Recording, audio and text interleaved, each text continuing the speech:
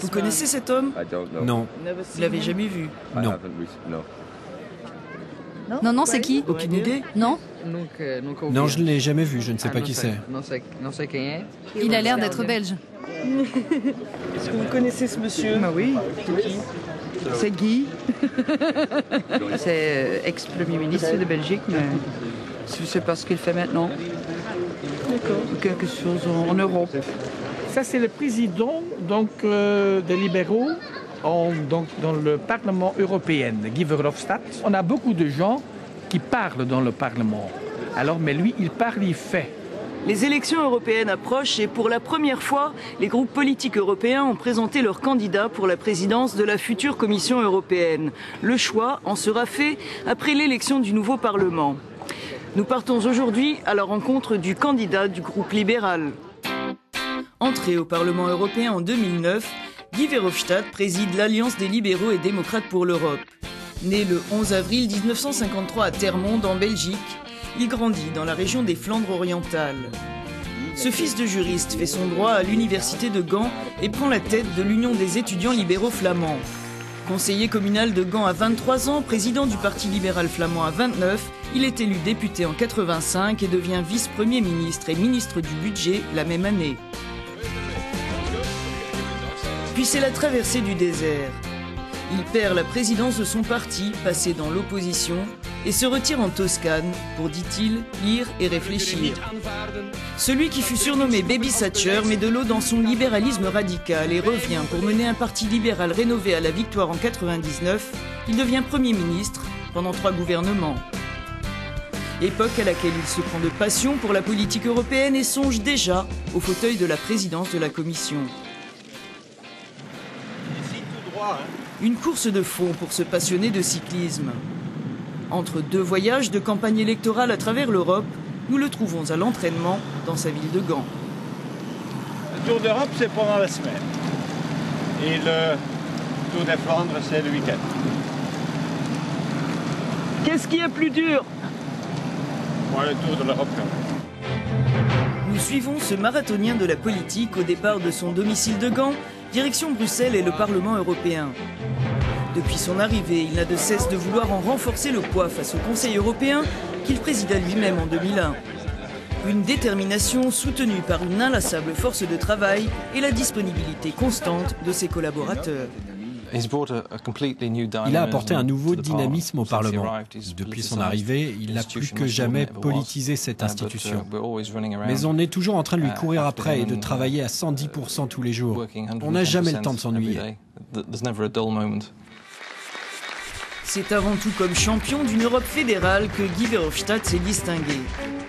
Auteur dès 2006 des États-Unis d'Europe, il récidive l'an dernier dans un manifeste co-signé avec Daniel Cohn-Bendit.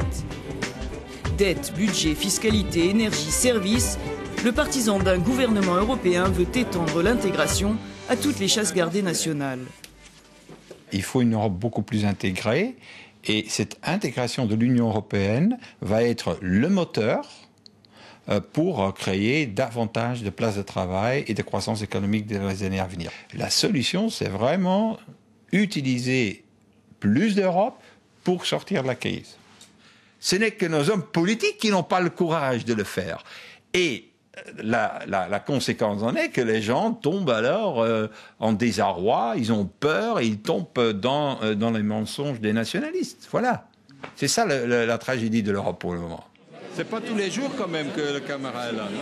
Épris de civilisation européenne, l'homme parle 5 langues et dit se sentir partout chez lui sur le vieux continent. Avec un faible pour l'Italie, sa culture et sa gastronomie. Maria Landis, originaire de Sardaigne, préside aux cuisines du gouvernement belge. Guy Verhofstadt fut le premier à l'y embaucher lorsqu'il était Premier ministre. Son risotto au homard et asperges est l'un des plats favoris de celui qui est devenu un ami. Le poulet au citron, c'est sa spécialité. Les frites aussi. D'après moi, il aurait pu être un grand chef. Car il a beaucoup de créativité, de la curiosité et du bon goût. Ce sont des choses dont on a besoin en cuisine. Mais c'est comme ça aussi en politique. On dit qu'il est visionnaire, mais c'est justement ça qu'il faut. Il faut être un peu visionnaire pour avoir de la bonne créativité. Hein. Et lui, ça, il a. Hein. Peut-être parfois un peu trop, mais bon. À table.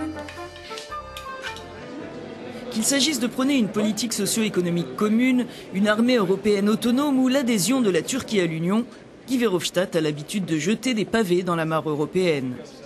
Que commencerait-il par faire s'il prenait la présidence de la Commission qui lui a déjà échappé 2 fois? C'est surtout changer la méthode de travailler et donc utiliser directement la Commission européenne comme un vrai gouvernement européen qui prend la tête des opérations, qui développe une vision et qui met des paquets législatifs sur les bancs du Parlement et les bancs du Conseil, justement pour obliger les États, pour obliger le Conseil européen à prendre ses responsabilités. Maintenant, ce n'est pas le cas. Ce que fait M. Barroso, il téléphone d'abord à Paris puis à Berlin. Normalement, c'est à l'envers, d'abord à Berlin puis à Paris. Et ce n'est qu'au moment où il a le feu vert de ces 2 pays qu'il ose présenter quelque chose. Mais ce n'est pas comme ça qu'on va sortir de la crise. Peu consensuel, Guy Verhofstadt manque de réalisme, ironise le chef de liste aux élections européennes du parti nationaliste flamand N-VA. Son ancien collègue libéral néerlandais, Frits Bolkestein, a comparé M. Verhofstadt à quelqu'un qui aboie à la lune.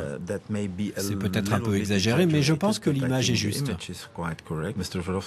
Verhofstadt se concentre beaucoup sur les dossiers à très long terme et sur l'Union européenne à très longue échéance. Les gens ne vont pas adhérer à ces questions à long terme s'ils voient que les choses qui aujourd'hui leur posent problème ou les difficultés actuelles ne sont pas suffisamment réglées. Matthias de Klerk n'est pas d'accord. Petit-fils de l'ancien commissaire européen Willy de Klerk, le mentor politique de Guy Verhofstadt, il marche à son tour sur les traces de celui que l'on surnomme parfois le Grand Bleu. Il est très direct, c'est quelqu'un de très passionné et il peut convaincre tout le monde. Même s'il prend de l'âge, il est aussi enthousiaste qu'à ses débuts. Il conserve une certaine naïveté, mais on a besoin de ça dans notre société. Cette détermination à atteindre des objectifs, et c'est ce que j'apprécie le plus chez lui. Encore aujourd'hui, qu'est-ce qui vous fait courir, Monsieur Verhofstadt? C'est d'avoir une condition physique impeccable, qui est important pour un homme politique. Mais dans la politique, c'est surtout la passion de changer l'Europe, de créer une autre Europe, une Europe qui fonctionne, pas l'Europe qu'on connaît maintenant.